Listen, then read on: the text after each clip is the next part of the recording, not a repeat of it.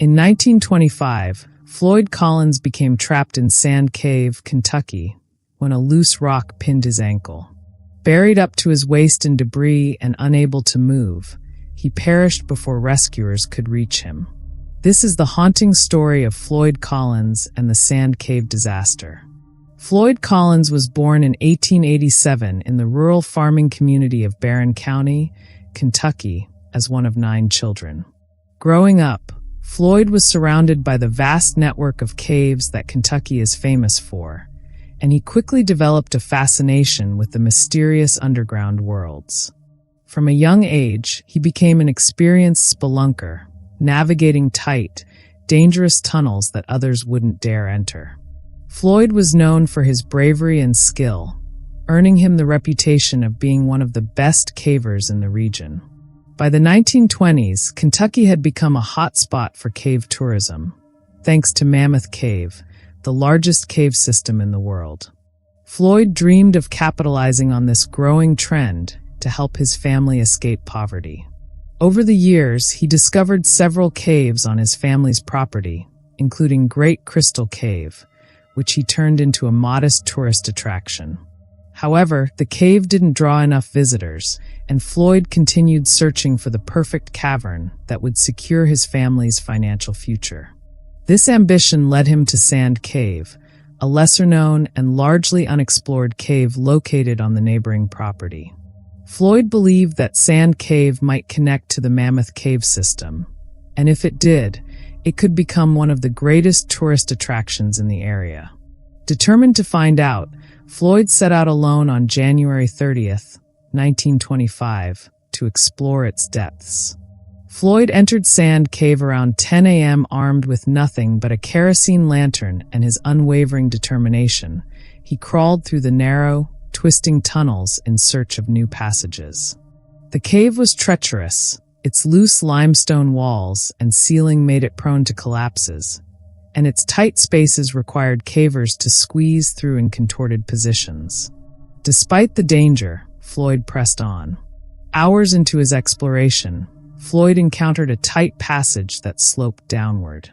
He decided to crawl through, believing it might lead to a larger chamber. As he descended, a massive, loose rock shifted and fell onto his left ankle, pinning him in place. The walls around him began to crumble, burying his lower body in debris. Floyd tried to free himself, but the combination of the rock's weight and the unstable passage made it impossible. He was trapped 55 feet below the surface, in a tunnel only 12 inches high and 18 inches wide. Floyd's cries for help eventually reached a nearby farmer named Jewel Estes, who ran to alert the Collins family. Soon, a group of friends and neighbors gathered at the cave's entrance to attempt a rescue. The first person to reach Floyd was his younger brother, Homer, who crawled into the cave with a lantern. When Homer saw the condition his brother was in, he was horrified. Floyd was wedged so tightly into the passage that only his head and one arm were visible. His face was pale, and he was shivering from the freezing temperatures inside the cave. Homer tried desperately to free his brother, using his bare hands to dig away at the rubble and pulling on Floyd's arms. But it was no use. The rock pinning Floyd's ankle was too heavy to move, and the passage was too narrow to use tools effectively.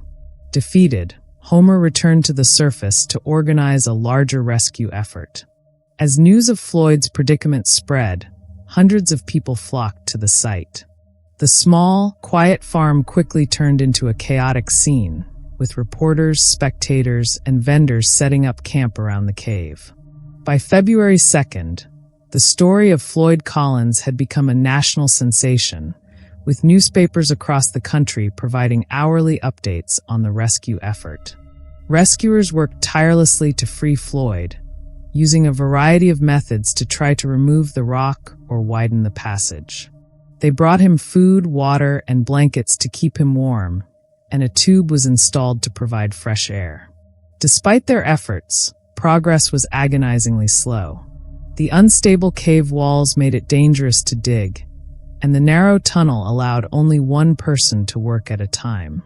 As the days passed, Floyd's condition worsened. He was suffering from hypothermia, dehydration, and starvation. The prolonged pressure on his body caused severe swelling, and he was in constant pain. Despite this, Floyd remained remarkably composed, chatting with his rescuers and even singing hymns to keep his spirits up. His bravery and resilience inspired everyone who worked to save him. On February 4th, after 6 days of being trapped, disaster struck. A section of the tunnel collapsed, cutting off all access to Floyd. Rescuers were devastated, but they refused to give up. They began digging a new shaft parallel to the cave in an attempt to reach him from below. However, the process was painfully slow, and the freezing temperatures made conditions even more challenging. By the time rescuers finally reached Floyd on February 16th, he had been dead for several days. The official cause of death was exposure, starvation, and shock. His tragic story captured the hearts of millions and became one of the most well-known cave disasters in history. Following Floyd's death, his body was initially left in the cave, as retrieving it was deemed too dangerous. Months later, his family managed to recover his remains and bury him on their property.